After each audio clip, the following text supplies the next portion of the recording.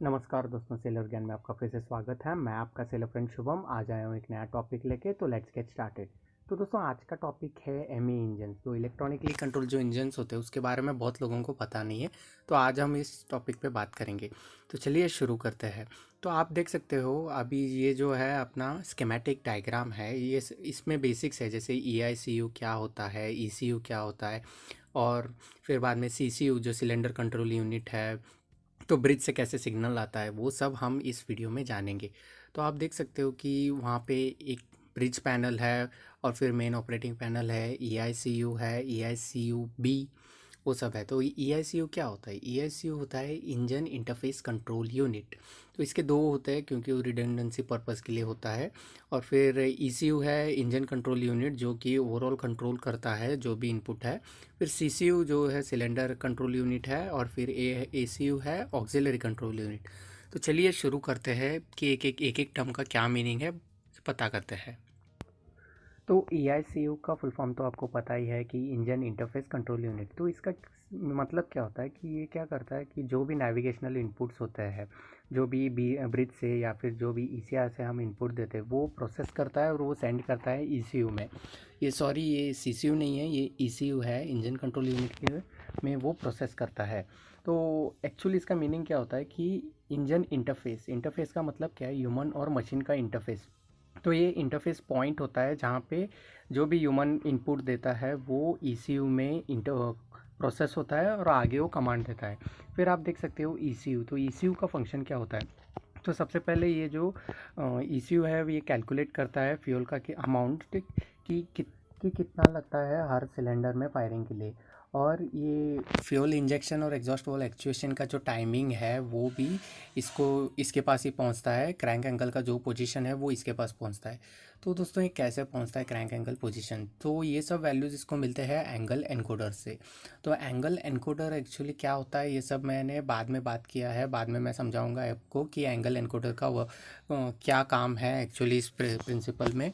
और फिर बाद में इसका जो प्रेशर वैल्यूज़ है जो हाइड्रोलिक सिस्टम के लिए होता है, मतलब जो भी रनिंग मोड है या फिर injection profile, fuel injection timing या फिर एग्जॉस्ट वॉल्व एक्चुएशन, इसके लिए जो भी प्रेशर वैल्यू चाहिए ये सब भी यही प्रोसेस करता है, ECU ही प्रोसेस करता है। और ECU का और एक फंक्शन ये होता है कि जो भी सिलेंडर लो ऑयल फीड रेट है वो सब इनपुट हम जो EICU में डालते हैं।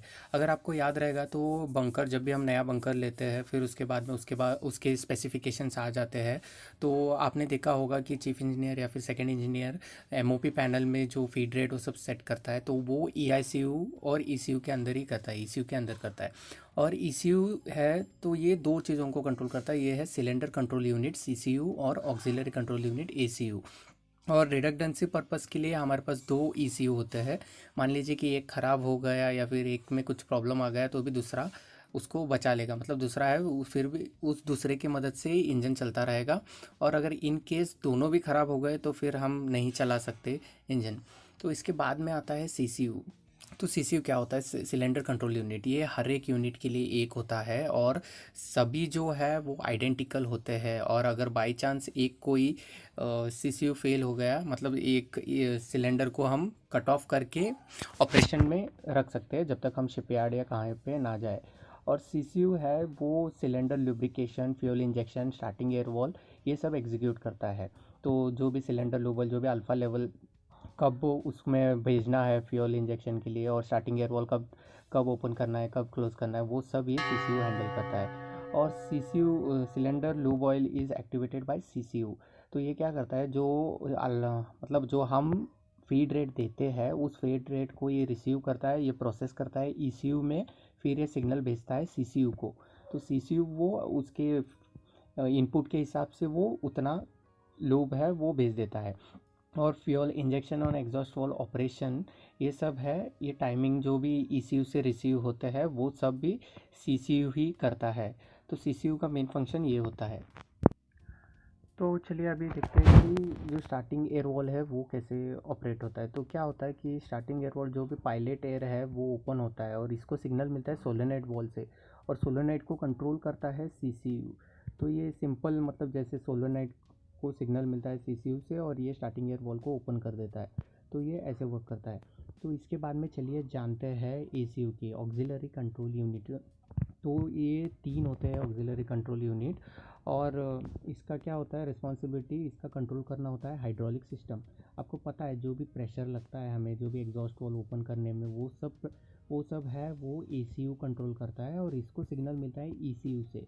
तो इसमें क्या होता है बेसिकली, इसमें इलेक्ट्रिकल ड्रिवन हाइड्रोलिक पंप्स होते हैं, स्वाश प्लेट टाइप पंप, और मैकेनिकल भी होते हैं पंप्स। जो जब इंजन स्टार्टिंग रहता है तभी इलेक्ट्रिकल पंप शुरू कर होते हैं, क्योंकि तभी हमें जो भी अपना चेन या गियर ड्राइव है, मतलब वो तो घूमता नहीं रहता, इसलिए तभी हमें प्रेशर नहीं मिलता, तो वो इलेक्ट्रिकल ड्रिवन होते हैं। लेकिन जब आपका इंजन इनफ स्पीड पकड़ लेता है, जैसे हाफ एड या फिर फुल, तो उसके बाद क्या होता है कि जो भी इलेक्ट्रिकल है वो ऑटोमेटिकली शिफ्ट हो जाता है। तो इसके बाद में चलिए बात करते हैं मेन ऑपरेटिंग पैनल की। तो 2 मेन ऑपरेटिंग पैनल होते हैं, एमओपी ए और एमओपी बी। तो इसमें क्या होता है कि जो भी इंजन पैरामीटर्स है वो सब हम एडजस्ट करते हैं और मॉनिटर करते हैं। मतलब आपने देखा होगा कि राउंड्स के वक्त तो सब हम लोग देखते रहते हैं। तो इसमें का जो एक एमओपी पैनल होता है उसको हम चीफ कहते हैं। तो इस चीफ में हम सब कुछ एडजस्ट कर सकते हैं, सभी पैरामीटर्स एडजस्ट कर सकते हैं। और जो दूसरा होता है वो होता है ऑपरेटर। तो ऑपरेटर में हम थोड़े पैरामीटर्स, मतलब चीफ की तरह सभी पैरामीटर्स नहीं एडजस्ट कर सकते।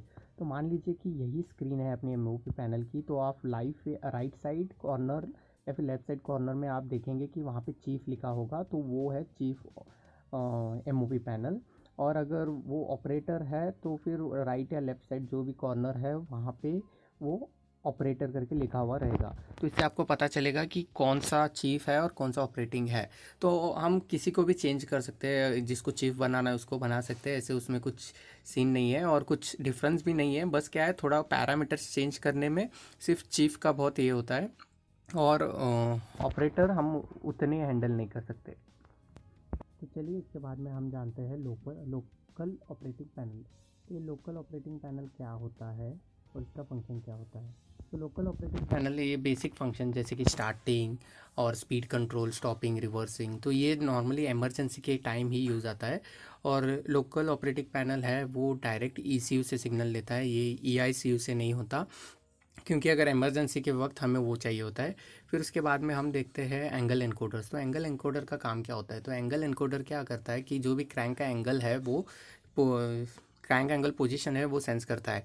तो ईसीयू जो है उसको पता होना चाहिए कि क्या एंगल है, क्योंकि वो कभी भी फ्यूल नहीं डाल सकता या कभी भी एग्जॉस्ट होल ओपन नहीं कर सकता, और कभी कभी भी मतलब स्टार्टिंग गियर वो सब नहीं छोड़ सकता। तो उसको पता होना चाहिए कि कब इंजन टीडीसी पे है और कब बीडीसी पे है, कहाँ पे है। तो ये जो एंगल एनकोडर्स है इसके हेल्प से ही होता है। तो टोटल 2 एंगल एनकोडर होते हैं, रिडंडेंसी पर्पस ऑब्वियसली, क्योंकि अगर एक ख़राब हो गया तो एटलीस्ट इंजन चलना चाहिए, और इसके बिना अगर ये दोनों ख़राब हो गए तो हम नहीं कर सकते, जब तक रिपेयर नहीं करेंगे तब तक नहीं होगा। तो इसमें क्या होगा कि 2 एंगल एनकोडर प्रेजेंट है, आपको पता है, और उसमें से at least one should be working for the engine to start. और अगर दोनों ख़राब हो गए तो आपको पता ही है कि वो नहीं होगा। फिर इसके बाद में आप देख सकते हो कि एंगल एनकोडर ए और बी ये 2 है। तो एंगल एनकोडर जो ए है इसको सेट करता है when the piston is at TDC. जब टीडीसी पे रहता है तभी इसका रेफरेंस पॉइंट होता है 0। जब एंगल एनकोडर का ए का जब जो भी सिलेंडर है वो जब टीडीसी पे होता है तभी ये सेंस करता है, अपने इसमें रेफरेंस ले लेता है कि ये एंगल 0 है। और एंगल एनकोडर क्या है, बी जो है वो जब टीडीसी से 45 डिग्री बाद में ये 0 करके सेट करता है अपने रेफरेंस को। मतलब जब वो टीडीसी को क्रॉस करेगा, जो भी पिस्टन है वो टीडीसी के बाद जब 45 डिग्रीज होगा तभी वो उसको 0 करके रेफरेंस ले लेगा। तो ये हो गया एंगल एनकोडर का वर्किंग। तो चलिए अभी देखते हैं कि एक्यूमुलेटर्स क्या होता है। तो एक्यूमुलेटर्स आपने देखा होगा कि प्यूरीफायर की तरह उसका उनका शेप होता है, वो फ्यूल पंप के बगल में रहता है, या फिर जो एग्जॉस्ट वॉल है उसके नीचे एक मतलब एक पाइप जाती रहती है। तो इसका फंक्शन क्या है, तो इसका मेन फंक्शन है डैम्पन आउट फ्लक्चुएशंस। तो क्या होता है कि आपका जो हाइड्रोलिक सिस्टम है वो प्रेशर जनरेट करता है, आपको पता होगा कि 220 से 250 बार के आसपास उसे जनरेट करता है डिपेंडिंग अपॉन योर इंजन। तो इसको क्या होता है कि ये जो जो भी है कि हाइड्रोलिक यूनिट्स जो भी काम करते हैं इसको उतना प्रेशर मिलना ही चाहिए उस स्पीड पे, क्योंकि वो उतना एफिशिएंटली काम करना चाहिए। तो क्या होगा कि अगर प्रेशर नहीं है तो वो ढंग से ओपन नहीं होगा, एग्जॉस्ट वाल्व से वो ओपन नहीं होगा। तो इसमें क्या होता है, जो ये एक्यूमुलेटर्स है उसके अंदर नाइट्रोजन गैस होती है और एक बीच में डैम्पर हो, डैम्पनिंग क्या बोलते हैं उसको, डायफ्राम जैसे होता है, और फिर नीचे साइड अपना हाइड्रोलिक ऑयल होता है। तो अगर प्रेशर ज़्यादा हो रहा है तो वो क्या करेगा कि वो डायफ्राम ऐसे दब जाएगा, फिर वो उसको ये कर लेगा। तो सेम इसका जो फंक्शन है वो डैम्पनिंग द फ्लक्चुएशन। और फिर इसके बाद में बात करते हैं हाइड्रोलिक कंट्रोल यूनिट की। तो ये कंट्रोल बाय, इसको कंट्रोल करता है सीसीयू, और इसमें पार्ट्स जो है वो है कि डिस्ट्रीब्यूशन ब्लॉक है, तो डिस्ट्रीब्यूशन ब्लॉक आपको पता ही होगा। फिर उसके बाद में Fever, fuel injection wall actuator, तो इसका वर्किंग मैं आपको नहीं बताऊंगा वरना वीडियो बहुत लंबी हो जाएगी कि फीवा कैसे काम करता है। फिर ये जो एक्यूमुलेटर्स है ये भी काम करते हैं उसी में, और फिर जो हाई प्रेशर पाइप है वो सब भी इसी में काम करते हैं। तो दोस्तों ये था एमई इंजन्स के बारे में। आशा करता हूँ कि आपको इस वीडियो में थोड़ी बहुत बेसिक जानकारी मिल गई। और अगर दोस्तों वीडियो अच्छी लगी तो लाइक कीजिए, शेयर कीजिए, सब्सक्राइब कीजिए और stay tuned for more videos. Thank you.